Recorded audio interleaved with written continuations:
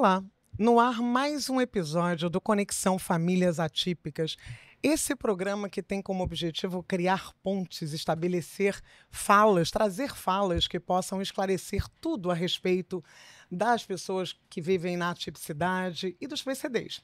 Hoje, com uma surpresa muito agradável, nós prometemos a vocês que traríamos o deputado Fred Pacheco e promessa para nós é dívida. Ele que é um defensor dessa causa. Eu vou fazer a minha autodescrição e já falo com o deputado. Bom, eu sou Milva, tenho 1,72 m, eu sou de pele branca, estou vestindo um vestido longo de linho, off-white com umas listras pretas, tenho o cabelo castanho com luzes douradas. Olá, seja bem-vindo, deputado Fred Pacheco. Primeiro sua autodescrição e aí nós iniciamos o nosso bate-papo. Primeiro, uma alegria muito grande me estar aqui com você, com toda essa turma que acompanha o Conexão Famílias Atípicas e minha audiodescrição. Eu tenho 1,75 m, sou careca, tenho uma pele branca, também quase morena com sol, né, que nos ajuda às vezes. Sim. Eu tenho uma barba grisalha, já que mostra os meus 49 anos. Estou usando um terno, um blazer azul, uma camisa branca e uma gravata amarela. E estou com óculos com aro transparente. Bom, eu que agradeço a sua disponibilidade em vir conversar conosco. Eu queria, porque eu acho que por trás de um grande profissional, de um grande político, ou de qualquer profissão, existe um homem, uma pessoa que compõe integralmente tudo isso e fala muito a respeito da trajetória. Eu queria que você falasse um pouquinho do Fred Pacheco, que na verdade é Frederico Augusto. Frederico Augusto Cruz Pacheco. Exatamente. Eu queria que você falasse um pouco dessa pessoa, se apresentasse um pouco para as pessoas. Olha, eu vim de uma família muito simples. Meus pais são falecidos, o Carlos e a Márcia. Vim de uma família tenho mais 3 irmãos. Eu sou gêmeo com o Márcio Pacheco, que hoje é conselheiro do Tribunal de Contas, também evangelizador, foi vocalista de uma banda católica há muitos anos. E temos 2 irmãs, a Bianca e a Ariela. Então, somos os mais velhos, né? Como eu disse, tenho 49 anos, vamos fazer 50 anos agora em janeiro. E a nossa vida foi uma vida, assim, na nossa geração, a infantilidade que a gente tinha de poder brincar na rua, poder ter a liberdade que hoje os tempos atuais não nos permite, né? Eu tenho uma filha de 13 anos, hoje a Valentina vai fazer 14, que sofre também com a modernidade dos tempos, né? Essa questão das redes sociais, eu chamo hoje dos aprisionamentos modernos, né? Porque nós éramos os cárceres modernos, né? Porque nós, eu falo isso muito com ela, a gente usa aquela famosa expressão que nossos pais já usavam, né? No meu tempo, né? No nosso tempo e tal. Porque, de fato, as coisas mudaram. A gente é de uma geração que a gente viu as coisas mudarem muito rápido, né? Quer dizer, eu sou da geração do vinil e ela não tem a menor ideia do que é um vinil, né? Quer dizer, você vê que uma menina de 13, 14 anos já não sabe nem o que é o CD. É como a coisa pula, né? De uma hora, quer dizer, você tem um curto espaço onde modificações muito severas aconteceram em relação ao que a gente chama de modernidade. E a gente foi meio que obrigado também a fazer essa transição. Sim. Na minha juventude, eu tive a grata alegria de ser literalmente salvo por Jesus Cristo quando eu comecei a frequentar uma comunidade cristã católica, um grupo jovem, ainda muito cedo na cidade de Sorocaba. Eu sou do interior de São Paulo, nascido em Sorocaba. E ali a gente conheceu, com 14, 15 anos, um grupo chamado DISPA, Discípulos de São Paulo Apóstolo. É um grupo jovem da Igreja de São Paulo Apóstolo. E a minha vida literalmente mudou naquele momento, porque nós tínhamos uma vida difícil, a relação dos nossos pais não era uma relação fácil, eles tinham os seus problemas e que isso acabava também nos dando uma visão diferente de família, etc.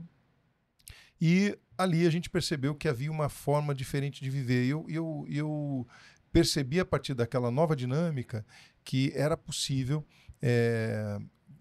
caminhar com uma perspectiva de felicidade que eu até então não tinha sentido, não tinha vivido.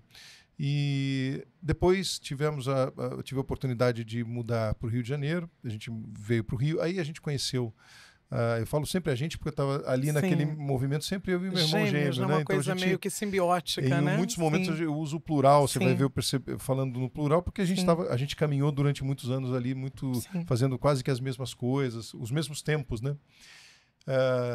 E aí, já no Rio, com 16, 17 anos, meu pai trabalhando no Rio, a gente conheceu a comunidade Bom Pastor, que é a comunidade da Renovação Carismática, que é um movimento da Igreja Católica também muito fértil em relação ao fortalecimento da fé. E, assim, resumindo de maneira muito... resumindo bastante, enxugando, né? Enxugando bastante esse cenário ali, com todas as dificuldades da juventude, a gente conheceu a música, né? E a música cristã, ela se fortaleceu como um grande instrumento na nossa vida de transformação. Ela era para a gente ali, não só na comunidade, mas nessa vivência da igreja, de poder tocar na igreja, de poder participar de movimentos, era um caminho onde a gente ouvia o que Deus tinha para nos dizer, o que Deus tinha para nos falar. E aí é interessante porque a nossa vida, e eu sempre percebi essa perspectiva, que Deus, ele usa caminhos e ele usa os seus instrumentos para nos cuidar. E eu percebi que essa era uma maneira clara que Deus tinha para cuidar de nós, cuidar de mim, do meu irmão e da nossa família de maneira geral, porque nos mantinha sob o seu cuidado, o seu olhar, os compromissos que nós tínhamos ali como jovens que queriam servir na igreja, como cantores e tal. E aí nós estudamos, eu fui estudar Direito, ele também, me formei em Direito, depois comecei a trabalhar já muito jovem e nem trabalhava diretamente com o direito em si, fiz muitas coisas na vida, desde trabalhar em loja, até como assistente geral, servente geral. Né? Fizemos tantas coisas, né? Desde muito jovem. E até que eu entro na iniciativa privada em uma grande empresa.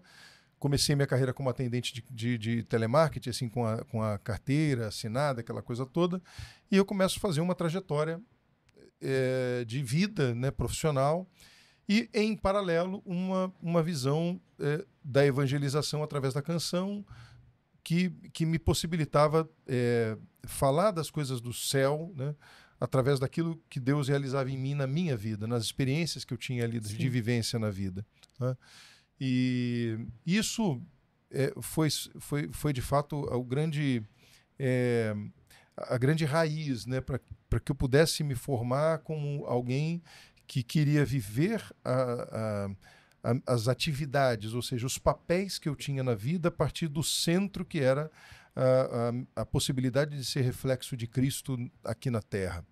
Então, quando eu me formo e faço a minha carreira, eu faço toda a minha trajetória pensando nessas possibilidades, eu percebo que Deus ele queria de mim essa visão, né? Que não era a necessidade de ser perfeito, não era sobre isso, né? Porque não é sobre ser perfeito. Na Bíblia, o fariseu é perfeito, ou pelo menos tem a ideia da perfeição, né? Que conhece todas as leis, ele sabe tudo e tal. Não é sobre isso. Era sobre vivenciar a vida sob o olhar do Cristo, mesmo com as suas imperfeições, as suas dificuldades, o pecado, as quedas, os fracassos. E eu tive muitas razões, muitos momentos de fracasso também, né? Todos nós. Muitas alegrias, mas também muitos momentos de fracasso. Você desculpa interromper, mas claro. O que eu acho muito interessante se deixar eu vou falando é que nesse... Não, mas eu acho que a gente precisa respeitar a fala daquele que vem como fonte para nós. O mais interessante é que dentro dessa perspectiva toda que você trouxe, a gente percebe que já havia um certo talhar, né? Havia um trabalho totalmente voltado para a questão da oratória, para a questão da palavra, da força da voz, né? Sim. Como algo até hipoteticamente profético, né? Sim. Porque hoje, como deputado, também, primeiro lá dentro da sua consultoria ou da empresa privada, como advogado que tem que ter esse domínio da fala, como cantor, com uma voz belíssima, por sinal, que eu sou uma das fãs do deputado, enquanto da banda Dom. E agora, né, como alguém que tem a voz para defender pessoas, né? Isso. E eu acho que Cristo, né, quando se pergunta o que é ser cristão, eu acho que ser cristão é exatamente isso, né, deputado? É perpassar a vida humana tentando fazer aquilo que ele fez, É isso. o bem. É, Né, buscando a verdade, a justiça, na medida do possível das nossas imperfeições. Né? Eu acho que é até interessante essa visão do Cristo que eu percebo, porque você veja que em todos os momentos onde Jesus conversava com os apóstolos, os discípulos, em muitos momentos ele dizia: é mais do que ouvir o que eu digo, Sim. é me seguir. E seguir, é interessante isso, né? Quando eu sigo, em tese, eu sigo aquilo que o outro faz. Sim. É como aquela brincadeira que a gente tinha no passado, né? Faz o que eu faço, né? Sim, seguir aquilo, seguir os passos. Que o mestre mandar, né? Faz o que o mestre mandar, né? Então, e é isso, assim, claro, eu sigo aquele que é perfeito, mas ele também sabe a minha imperfeição, ele conhece, ele me conhece como ninguém. Então, foi sempre a partir dessa perspectiva que eu imaginava que queria fazer da minha vida uma oportunidade de um caminho. E aí é interessante que ao longo da minha história eu percebi que esse caminho que a gente faz, que tem início, meio e fim, né, ele é exatamente o caminho proposto neste caso, né, eu falo aqui como católico, nessa perspectiva do cristianismo católico, que é um caminho de Calvário. E aí, não um caminho de vitimização, mas um caminho de dificuldades, de quedas, onde Jesus nos ensina a viver este caminho desde o momento em que ele pega a sua própria cruz, e a gente diz muitas vezes na nossa informalidade: nossa, todos nós temos cruzes que carregamos, e temos mesmo. Né? E quais são elas? Se eu perguntar para a sua audiência, aqui agora você vai me dizer qual é a sua cruz. Você pode dizer que é uma doença, é uma pessoa, é alguém, é um trabalho que eu não gosto, enfim, uma enfermidade, é um jeito de ser de alguém muito próximo, um cônjuge, enfim, um filho doente, um filho que está envolvido numa situação de drogadição, por exemplo, e que, de maneira muito clara, a gente até olha para Deus e fala: mas Senhor, é essa cruz que eu tenho que carregar? A gente diz isso e a gente reclama muitas vezes diante dessa realidade, e Deus nos permite fazer essa reclamação, porque é a partir desta ideia que surge aquilo que nós somos, que é humanos. Nós somos grande humanos. Diálogo, né? Nossa humanidade, ela parte daí, dessa liberdade que eu tenho em olhar para Deus, para o Pai, e dizer: olha, você me conhece, o Senhor me conhece, sabe como eu sou, o que eu tenho, como eu vivo, e sabe que eu sou humano, e hoje eu estou triste, hoje está ruim, porque essa cruz está pesada demais. A Jéssica falou disso. É engraçado que várias pessoas que por aqui passaram, elas têm como norte na vida essa fé. Né? Essa fé que sustentou, essa fé que fez com que elas pudessem superar momentos de muito impacto. Foi o caso da Jéssica, né? Que eu falei até. E foi assim que surgiu o interesse pela questão desse abraço público? Então, o chamado público foi muito interessante, porque eu construir toda a minha carreira no setor privado. E eu sempre fui um entusiasta da política. Sempre gostei da política, sempre me interessei por ela, li muito sobre o assunto, e era um assunto que sempre, quando tinha nas rodas de amigos, eu falava como se eu vivesse. Claro que eu tinha muito próximo a mim o Márcio, meu irmão, que foi vereador na cidade do Rio durante 2 mandatos, depois deputado estadual 3 mandatos, mas eu vivi, inclusive, no estado de São Paulo durante muitos anos trabalhando, e eu tinha uma conexão fraterna e também por conta da banda, mas então tinha assim a minha missão com a banda Dom, evangelizadora e também missionária, e eu tinha meu trabalho realizado ali para cuidar das coisas, cuidar da minha família, cuidar, né, enfim, cuidar da vida. Só que aí em 2021 a minha vida muda muito por uma questão pessoal, etc., de mudança, e eu fui convidado pelo governador Cláudio Castro, que é um amigo também de longa data, também evangelizador, cantor católico, etc. Ele me convida para fazer parte do governo, por conta da minha experiência no setor privado, para ajudar na área de projetos da Secretaria das Cidades. E aí, entendendo que essa visão do setor privado podia ajudar muito na condução da logística de um programa, que era um programa de muito sucesso, que foi criado pelo governador, que era o Asfalto Presente. Então tinha que ter uma visão de fato de entrega e tal, e ele me convidou para tocar esse projeto e foi, de fato, muito exitoso para mim. Em 3 meses eu assumi a vice-presidência do DER, do Departamento de Estrada e Rodagem, e ali a gente teve um espaço para fazer um trabalho muito interessante e aí aconteceu uma coisa muito bacana, que eu sempre conto como um testemunho. Um dia eu não era candidato a nada ainda, não era candidato a deputado, e eu participei de uma entrega de um trecho de asfalto na cidade de Guaba Grande. E estava lá o prefeito, etc. E quando a gente terminou o momento ali, que era um trecho que estava esperando asfalto há muitos anos, uma senhora chega para mim e fala assim: meu filho, olha, eu quero te agradecer porque você ajudou, o prefeito tinha agradecido ali a trazer o asfalto para cá. Eu moro naquela casa, ela apontou a casa que ficava na esquina da rua onde tinha sido asfaltada. Aí ela disse assim: graças ao asfalto que está aqui agora, eu consigo pendurar roupa no meu varal. Nossa. Voltar a pendurar roupa no meu varal. Graças ao asfalto que está aqui agora, eu vou poder tirar a lona da minha cama. Porque toda vez que ficava muito seco, entrava tanto pó aqui que eu não conseguia colocar uma colcha na minha cama. Graças a esse asfalto, quando chovia, o meu neto saía com o pé cheio de lama para ir para a escola. E agora ele vai parar de sair com o pé cheio de lama. E eu fiquei muito emocionado com aquilo, muito tocado com aquilo. E eu percebi que ali era um caminho real de evangelização para mim.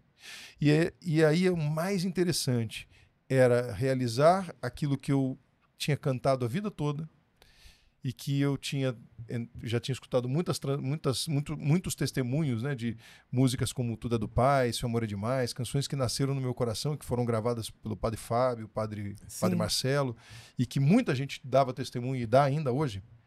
Olha, Fred, a canção mudou minha vida, e isso é maravilhoso, evidente, mas eu nunca tinha ouvido alguém dizer que o asfalto que eu tinha ajudado a trazer tinha mudado a vida de alguém. E aí eu falei, meu Deus, isso é muito incrível, porque... É algo tão simples, tão palpável, tão próximo. Exato, e era tão incrível, foi tão incrível para mim que eu falei, olha, nunca imaginei que eu pudesse sentir a palavra que está em que São Tiago refletia, né, junto com a ideia de a fé sem obras é morta. Né? Então, puxa, que coisa mais incrível a gente poder viver essa realidade. Aí, na sequência, o Márcio era deputado estadual, estava terminando o 3º mandato, foi convidado para participar da eleição para o Tribunal de Contas e venceu a eleição, foi eleito para o tribunal. E o Cláudio, então, o governador, me chama: você quer concorrer a deputado? A gente precisa de alguém na LERJ, continuando esse nosso trabalho, etc. É um legado que o Márcio já tinha começado, né? Inclusive pela causa da pessoa com deficiência, a luta pelo combate às drogas, a defesa da vida. E eu estava muito apaixonado pelo serviço público, já ali naquele momento. E eu percebi que era, de fato, uma oportunidade de continuar o legado, mas também de trazer a minha forma de fazer, porque eu tinha uma experiência diferente do Márcio. O Márcio foi criado no ambiente público, porque começou como vereador aos 24 anos. E eu já mais velho, já passado por uma experiência no setor privado, achava, e não há dúvida que isso acabou acontecendo, podia trazer uma vivência diferente também das práticas que eu também entendia que eram boas práticas do setor privado para o ambiente público. Você ampliava de visão muito mais holística, né? E assim, isso aconteceu. A gente participou da eleição em 2022, deu tudo certo, fui eleito e hoje tenho assumido o mandato talvez como um grande processo missionário na minha vida, né?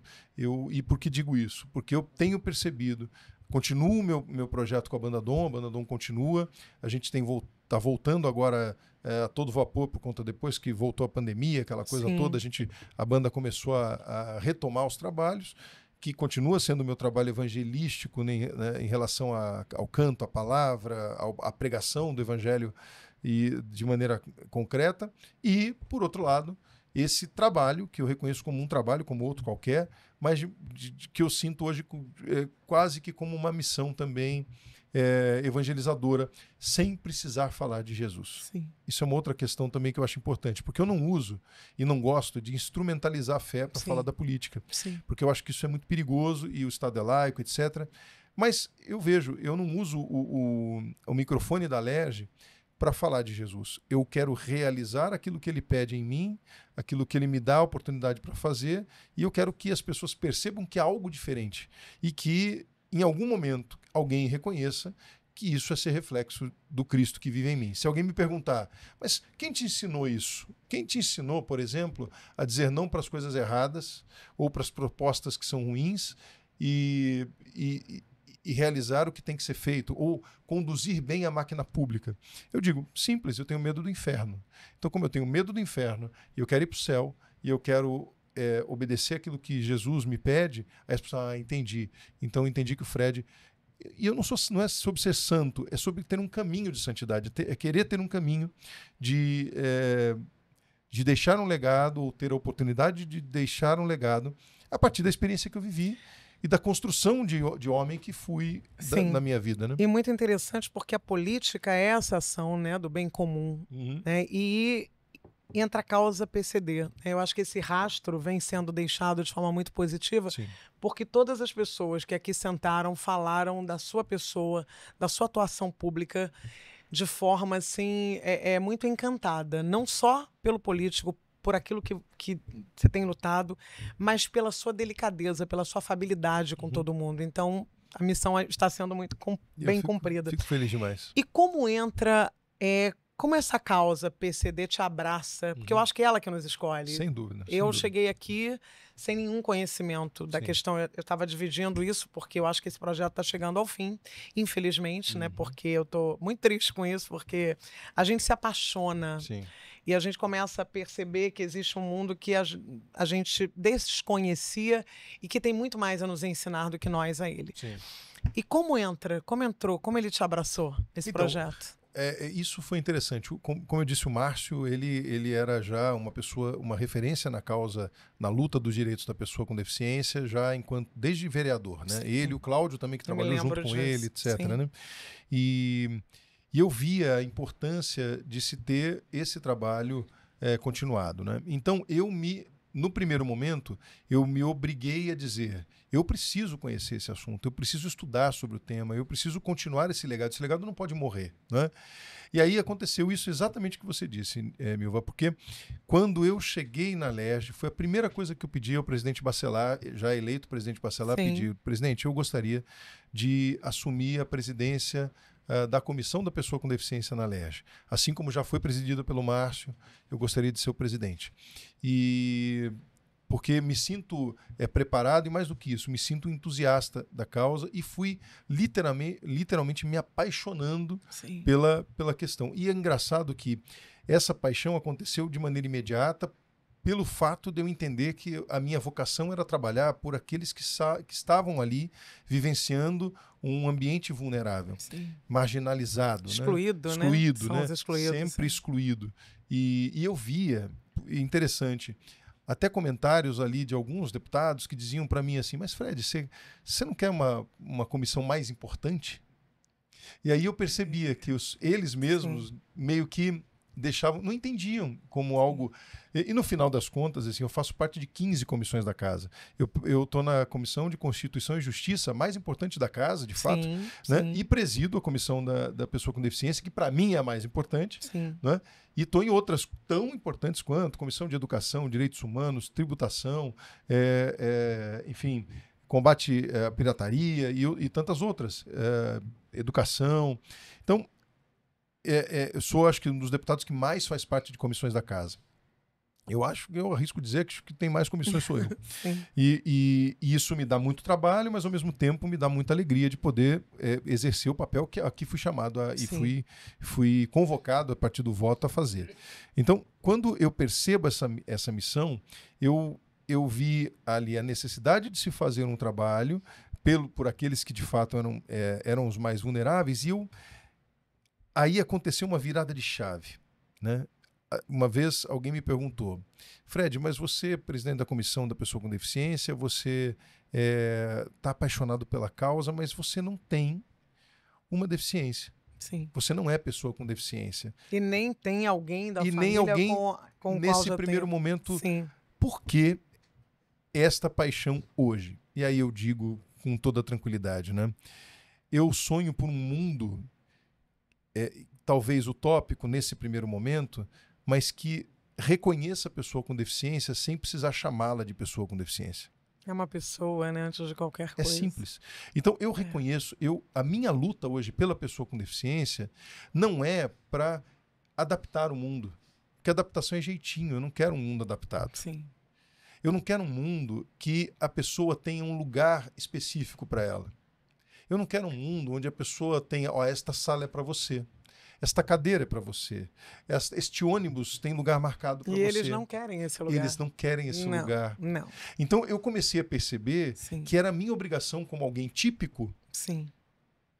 trabalhar por um mundo típico para todos. Sim, exatamente. Esta é a grande diferença de você trabalhar por adaptações ou trabalhar... Veja, e aí eu dou alguns exemplos. O Augusto que é da banda Dom, né? Ele é muletante, ele tem uma deficiência na perna e ele é muletante. A grande questão é, eu preciso chegar num lugar e dar a condição no mundo que o Augusto chegue no mesmo lugar que eu no mesmo tempo. Exatamente. É sobre isso que nós estamos falando. Acessibilidade e inclusão é isso. É isso. É ter um olhar de transformar o mundo nas suas realidades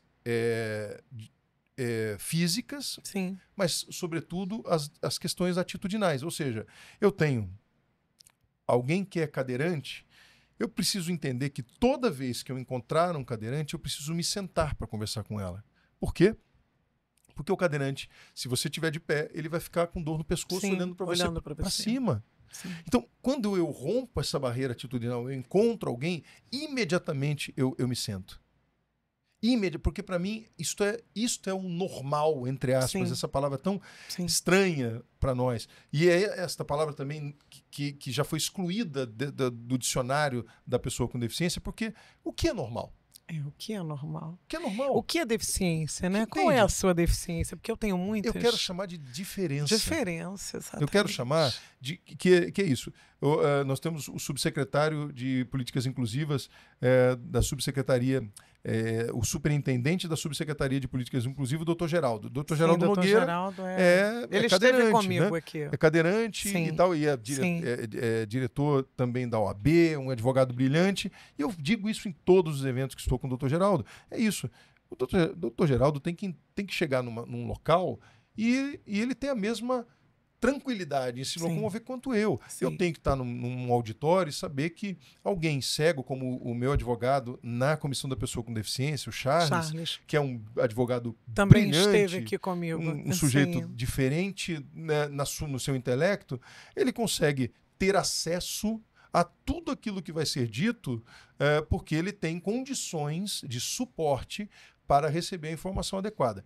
E aí, veja, talvez... Aí as pessoas vão dizer assim, mas Fred, em condições, entre aspas, mais uma vez, normais, a pessoa cega não vai ter acesso a tudo se não tiver um equipamento adequado para que ela tenha acesso à informação. Está corretíssimo. A grande questão é exatamente essa. O que a pessoa com deficiência precisa para poder atuar em plenitude... Ter o direito de ir e vir. Suporte. Apoio. Reabilitação, por exemplo. Isso, mais nada. É só se você dá o suporte para que ele faça, ele vai fazer. Exatamente. Eu não preciso criar um ambiente ou adaptar o ambiente, eu tenho que dar o suporte. E aí isso é responsável. Aí entra uma questão importante. E aí é a minha paixão por essa luta e para garantir esses direitos, né? A obrigação do poder público é dar esse suporte.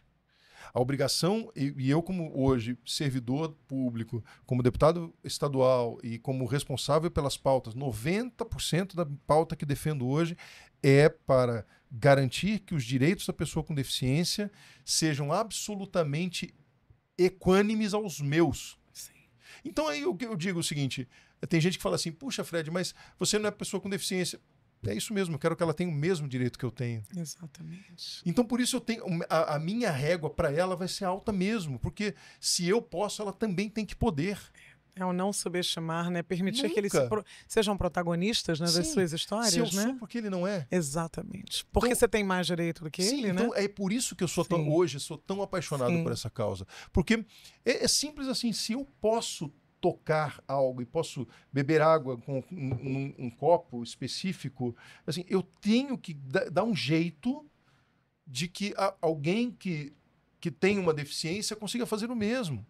Talvez com uma adaptação, mas então eu tenho que garantir que essa adaptação aconteça. Que o suporte, na verdade, aconteça. Sim, e isso é interessante, porque quando a gente iniciou esse projeto, eu sempre falei que nós estávamos aqui para estabelecer pontes, né? Porque é preciso primeiro que a gente rasgue o véu, né? E reconheça que esse distanciamento e que esse estranhamento com o que é diferente é humano. Sim. E nós não fomos doutrinados, condicionados ao longo da história a nos relacionarmos com pessoas com deficiências, Sim, porque essas pessoas eram execradas. Então, essa proximidade, ela precisa ser estabelecida dessa forma, né? Eles possuem algumas diferenças, mas eles têm potenciais muito semelhantes aos nossos e eles precisam ser estimulados, né? Então, eu acho que é isso que falta, porque a fala de cada um deles que passou por aqui, eles dizem a mesma coisa. Nós queremos ter direitos, nós queremos poder adentrar numa universidade, nós queremos ter o direito de sermos tratados, e aí a gente entra daqui a pouco na questão da CPI, nós queremos, hoje ela disse para mim, a Lídia, que também, né, o conhece, ela disse que ela tem uma dificuldade enorme, às vezes com o instrumento, né, que é a bengala, de sair, porque ela não tem uma calçada que proporcione. O doutor Geraldo disse, ela disse, precisa mudar a questão da percepção da deficiência, porque a gente hoje fala muito de empatia, mas eu acho que a cada dia menos a gente se coloca no lugar do outro. Essa é a questão. Ela disse, eu acho inadmissível, a Jéssica, que eu chegue numa vaga que é reservada e tem uma pessoa que está ali ocupando essa vaga e que nada aconteça. Claro. E que ela ainda se arvore no direito de achar que eu estou errada. Isso é absurdo. E o doutor Geraldo disse, nos Estados Unidos você é multado e ponto. Não, a coisa é tão incrível e é tão na cara, né? Você vê. As pessoas disseram para mim outro dia... É tão lugar comum, né? Tão lugar comum. E eu vejo... Outro dia a gente estava fazendo uma fiscalização ali com o pessoal da Getransp, falando sobre ônibus acessível, etc, etc.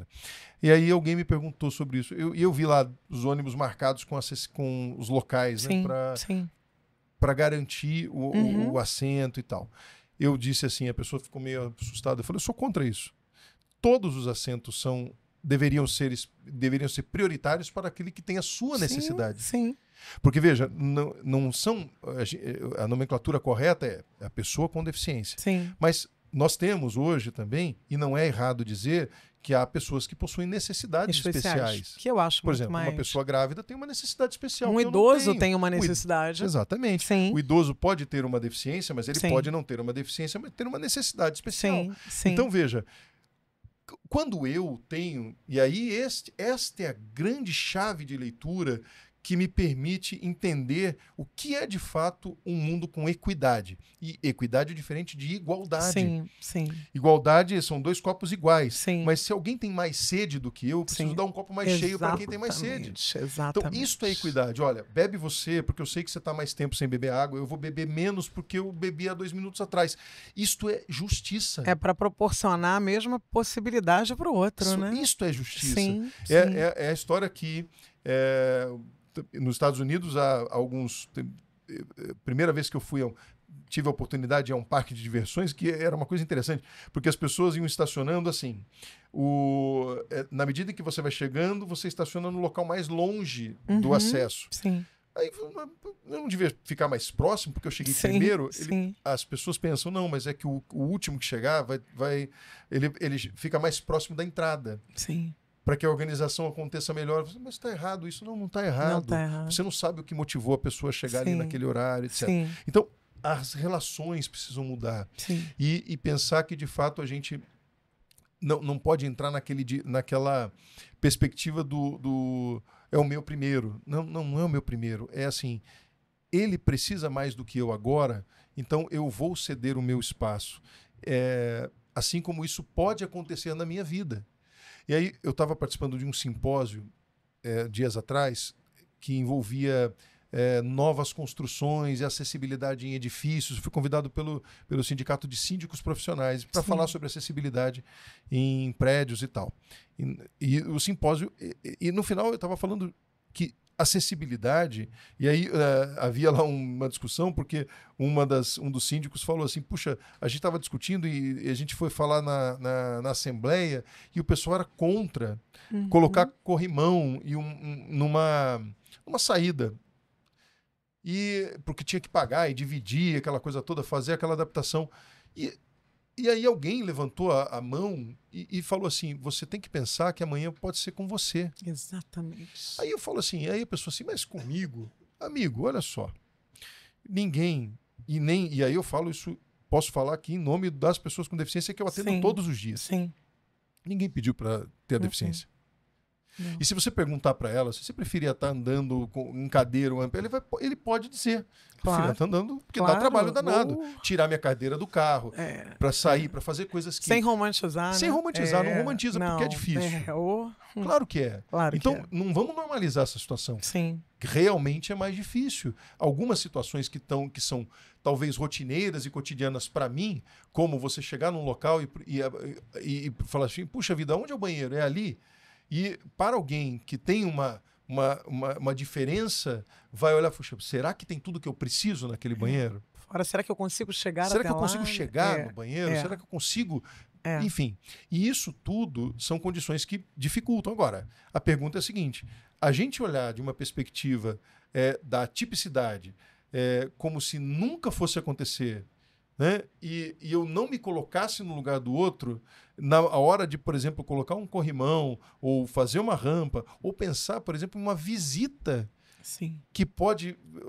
E visita, assim, o irmão de alguém cadeirante que vive num outro não pode vir visitar o irmão que mora nesse prédio. Você já pensou que talvez alguém com deficiência nunca veio no prédio, dizia... Por conta dele não ser acessível? E pensar também que você pode não ter uma deficiência hoje e acordar amanhã com uma deficiência pós-acidente. A Lígia falou disso. Pode. Isso é real. O doutor Geraldo passou por isso. Né? Um policial federal rodoviário que para as pessoas, né? Nossa, um homem ali cheio de saúde, aquela coisa toda. Mais uma vez, quebrando esse paradigma da normalidade, que é normal. Quer dizer, ele é um homem hoje cheio de suas potências, mas... houve uma mudança de rota na vida e que, por conta, ele precisou fazer adequações. O Fabinho também era um grande produtor musical que, de repente, foi surpreendido por um acidente e se tornou tetraplégico. Exato. E que fez coisas maravilhosas. Pulou de paraquedas sozinho. Então, aí a gente... É o capacitismo, né? Então, a gente precisa entender que este movimento, na medida em que eu percebo que o outro, que os locais, eles começam... Que as pessoas não têm a condição ou não querem fazer, ou não fazem porque desconhecem o universo, ou porque não têm coragem de se colocar no lugar do outro. E colocar no lugar do outro, eu acho interessante esse pensamento, né? Se colocar no lugar do outro, muitas vezes exige renúncia daquilo, abrir mão daquilo que você é. Né? Porque chegar em consenso não significa ter concordância de tudo. Né? Significa você caminhar para um lado e o outro também, e você chegar num consenso de forma. Né? É alinhar, né? Alinhar. Isso. Então, eu percebo que ali naquele universo onde eu estava falando para aquele público, e eu dizia, eu só consigo chegar em consenso quando eu, de fato, tenho um olhar empático e consigo me colocar no lugar do outro e transportar aquela realidade para a minha realidade, onde eu posso ter uma diferença, eu posso adquirir uma deficiência, isso pode acontecer, eu posso envelhecer e por isso ter uma comorbidade, eu posso ter enfim, uma necessidade, e eu só consigo fazer mudanças quando eu me coloco no lugar do outro, quando eu tento me transportar para essa realidade. Então eu hoje trabalho, o meu trabalho como presidente da comissão, como deputado, tem uma frase que é muito colocada o tempo inteiro, inclusive por toda a causa PCD, que é nada de nós sem nós. Sem nós. Né? É lindo e eu falo essa frase. Sim. E eu me incluo nela, porque é isso, esse nós não é só da pessoa com deficiência. Porque todos nós precisamos lutar pela causa da pessoa com deficiência. Exatamente. E eu me incluo nela. Então, todos nós mesmos. Eu típico, preciso lutar pela causa. Para que a pessoa atípica, para que a mãe e o pai que tem o seu filho, por exemplo, com autismo, hoje, nós vamos falar da questão da CPI, tenha cada vez mais a dignidade de viver com qualidade de vida. Em um ambiente, por exemplo, menos hostil. Né, no supermercado, no cinema, no seu condomínio, onde pais e mães com filhos típicos, por exemplo, olham torto porque o filho desregulou e tem uma crise, e a gente não para olhar e pensar assim, puxa, não é pirraça, é alguém que está passando por um momento difícil e que o que eu posso fazer? O que eu posso fazer agora, numa situação como essa, para garantir mais tranquilidade para aquele pai e a mãe tenham tranquilidade para regular o seu filho. Né? Como que eu posso atuar ali? Qual é a minha contribuição nessa sociedade? De repente, se eu deixar o ambiente livre, é uma forma. Já pode ser, pô, gente, vamos parar de olhar, vamos parar de falar, vamos dar uma diminuída no barulho. Sabe, assim, tem um projeto de lei meu que agora foi sancionado, inclusive, aqui, né? Que é, por exemplo, trocar o sinal sonoro de escolas. Isso, eu tenho várias aqui. Porque, na verdade, você vai adentrando, né, a seara de uma forma... Ok. É muita coisa para falar com você. Outro programa, não, porque é muita coisa. E assim, o que eu acho muito interessante é quando flui. Né? Porque a verdade, ela flui. Né?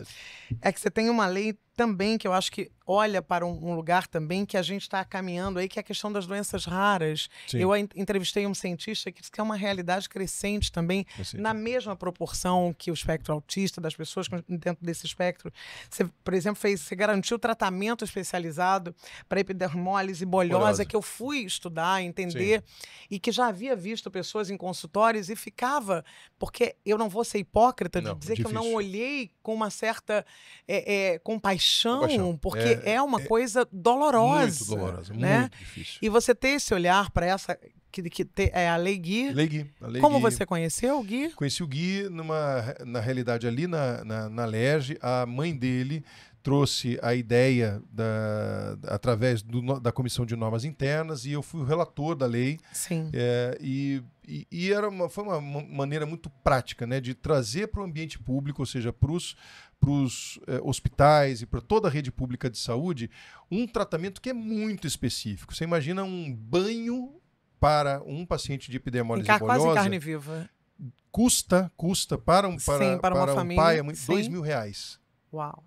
Porque o banho ele é todo específico, preparado, você tem uma bandagem que não é uma bandagem comum, que é muito cara, que também enfim, tem que ter todo um tratamento, pomadas, corticoides, há todo e isso, treinamento, porque não é qualquer enfermeiro também, com todo o perdão da expressão. Claro, eu claro.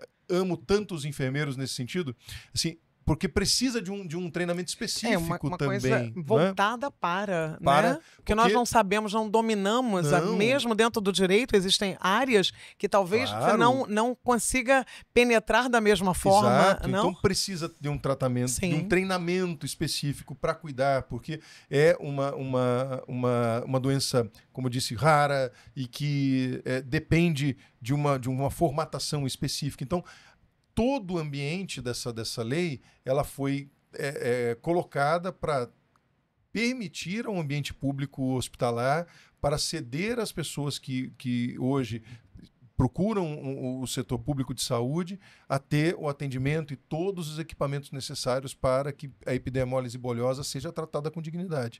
Né? E também nós falamos de um apoio aos pais, porque isso é uma outra questão. Né? Você fala no caso da mãe Gui também, e outros pais que deixam a sua própria vida, porque não tem como não ficar o tempo inteiro. Então há também um aporte financeiro para que eles possam ter um pouco mais de tranquilidade, para ter a dedicação full time com o seu filho também ao tratamento. Uma outra coisa que eu achei muito interessante, porque às vezes podem ser olhados também com distinção, a questão das pessoas com habilidades específicas. Sim.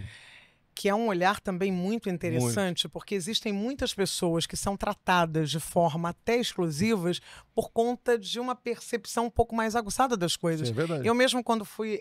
meu primeiro trabalho foi no Banco Nacional, eu me lembro que minha mãe foi chamada na minha admissão para saber se eu havia tido algum problema psiquiátrico por ter acertado um pouco acima da média no psicotécnico.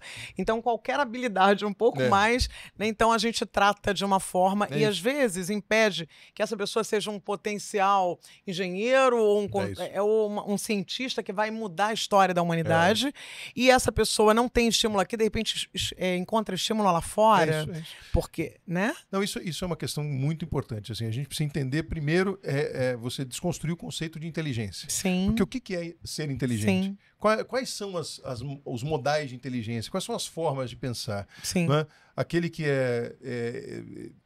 aquele tirou 10 em todas os cálculos matemáticos, químicos e tal. Ele é inteligente, mas ele é mais inteligente que o outro que não tirava 10, tirava 5, 6, mas tem altas habilidades, por exemplo, na música, ou em artes, ou enfim, em outras questões. Assim, o que é inteligência? Eu digo, assim, depende. Sim. Primeiro que depende, a minha grande visão hoje, e eu falo isso como gestor de pessoas, é identificar a potencialidade e incentivar a capacidade na sua maior potencialidade. Então, eu acredito nisso. E os autistas são um exemplo disso, lógico. porque eles têm áreas que são muito desenvolvidas, nas quais eles têm um desempenho absurdo. Claro, assim, eu tive funcionários na rede privada que a gente percebia, nem se falava de autismo naquele momento, que você percebia, por exemplo, se colocava um funcionário para fazer uma análise, enfim, estatística ou financeira, preparar arquivos, etc. Mas se colocasse ele para se reunir com um grupo, ele não conseguia. Aí tinha gente que falava assim, esse cara não dá bem, porque ele não funciona bem em relacionamento com o grupo. Mas se colocasse ele atrás do computador e falasse, você tem que entregar esse relatório assim, assim, assim, no detalhe, ele colocava o seu fone de ouvido, ficava ali conectado e entregava em tempo recorde tudo que era preciso. Aí você fala assim, ele é pior do que o outro? Não. Habilidades diferentes. Entender a habilidade, preciso entender qual é a melhor forma de se fazer e capacitar a sua habilidade. Eu acho que essa é a grande questão hoje, que as empresas inteligentes estão começando a entender isso. Uma série muito bacana que é Good Doctor, né, o Bom Doutor, mostra exatamente isso. É exatamente isso. Quer dizer, um grande médico que tem suas dificuldades para tratar suas questões pessoais. Como todos nós temos em algumas áreas. Ponto. É um brilhante médico.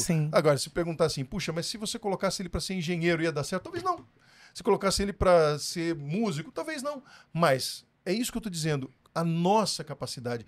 E aí o ambiente externo, né? Aquele que tem o gestor, o pai, isso aqui é mais bacana ainda, né?